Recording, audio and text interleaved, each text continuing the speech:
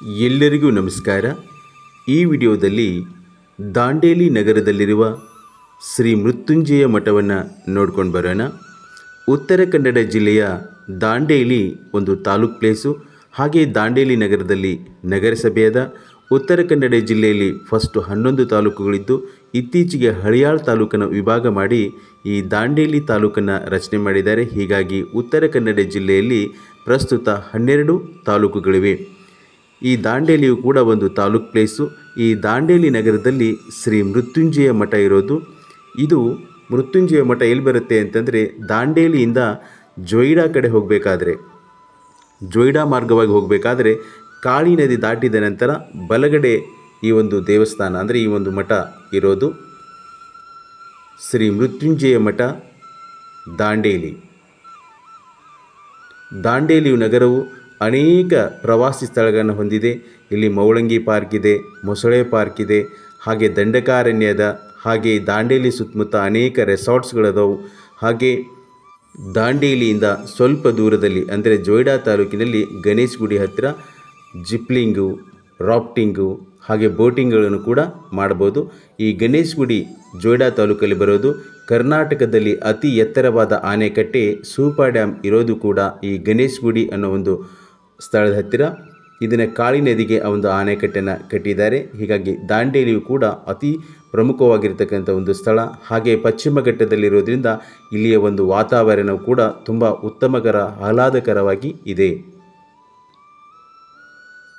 ಈಗ ನೀವೇನು ವೀಕ್ಷಣೆ ಮಾಡ್ತಿದ್ದೀರಲ್ಲ, ಇದು ಶ್ರೀ ಮೃತ್ಯುಂಜಯ ಮಠ ದಾಂಡೇಲಿ.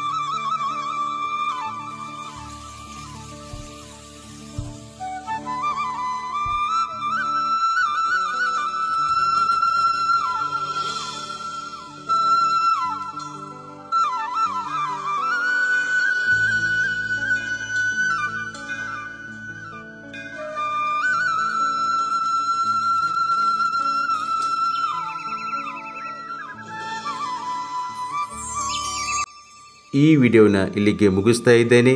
ಮತ್ತೊಂದು ವಿಡಿಯೋದೊಂದಿಗೆ ಸಿಗೋಣ. ಅಲ್ಲಿವರೆಗೂ ಎಲ್ಲರಿಗೂ ನಮಸ್ಕಾರ.